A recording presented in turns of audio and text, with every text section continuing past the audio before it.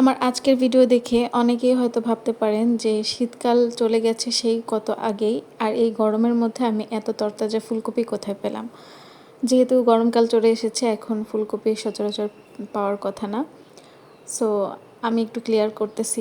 আমার গ্যালারিতে অনেক দিন আগের এই ভিডিওটা পড়েছিল, যেটা আমি শীতকালে শ্যুট করেছিলাম কোনো একদিন সকালে অথবা রাতে রুটি ভাজি করার সময়। তো সেই ভিডিওটা আজও পর্যন্ত এডিটও করা হয়েছিল না, আপলোডও দেওয়া হয়েছিল না। তো আমি যখন গ্যালারি ঘাটাঘাটি করতেছিলাম তখন এই ভিডিওটা পেয়েছি। তখন আমার মনে হলো যে আমি ভিডিওটা ডিলিট করে দিই। তো একবার ভাবলাম যেহেতু কষ্ট করে ভিডিওটা শ্যুট করা হয়েছিল, তাই এডিট করে আপলোড করেই দিই। তো ব্যাপারটা আশা করি আপনারা ক্লিয়ার হয়েছেন।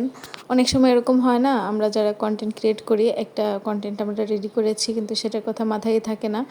সেটার পরবর্তীতে রিসেন্ট যে কন্টেন্টগুলো বানানো হয় বা যে ভিডিওগুলো করা হয় সেগুলোই আপলোড করা হয়, আর ওই আগের কন্টেন্টটা বা আগের ভিডিওটা পড়েই থাকে, সেটা এডিটও করা হয় না অলসতার কারণে, আপলোডও দেওয়া হয় না। আমার বিষয়টা হয়েছে সেরকম। আমার বেশিরভাগ ক্ষেত্রে এরকম হয়, আমি ভিডিও ঠিকই করে রাখি কিন্তু এডিট করা, তারপর ভয়েস ওভার দেওয়া, এইসব অলসতার কারণে অথবা সময়ের অভাবের কারণে আমার অনেক ভিডিও পড়ে থাকে। এভাবে দেখা যায় আজকে ভিডিও করেছি সেটা আমি 1 মাস পরে যে আপলোড করতেছি। বেশিরভাগ ক্ষেত্রে আমার এরকম হয়। জানি না আপনাদের সঙ্গে কী হয় না হয়। তো যাই হোক, শীতকালে আমার একটা প্রিয় খাবার হচ্ছে, সবজি হচ্ছে ফুলকপি। আর ফুলকপি আলু দিয়ে ভাজি, গরম রুটি, সাথে ডিম ভাজি আমার অনেক বেশি পছন্দ। আমার পরোটা থেকে রুটিটাই বেশি ভালো লাগে, ভাজি দিয়ে, আলু ভাজি হোক, ফুলকপি হোক, যে কোনো ভাজি হোক।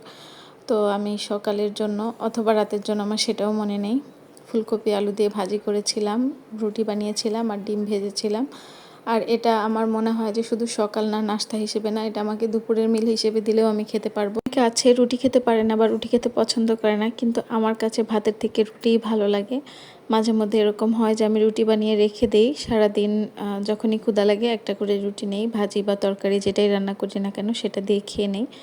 তো এভাবে আমার আম্মুও করতেন। আমি এবং আমার আপু রুটি বেশি পছন্দ করতাম দেখে আম্মু সকালে বেশি করে রুটি বানিয়ে রাখতেন, আর পরবর্তীতে আমরা ওই রুটিটাই সারাদিন একটা একটা করে নিয়ে খেতাম যখনই ক্ষুধা লাগতো।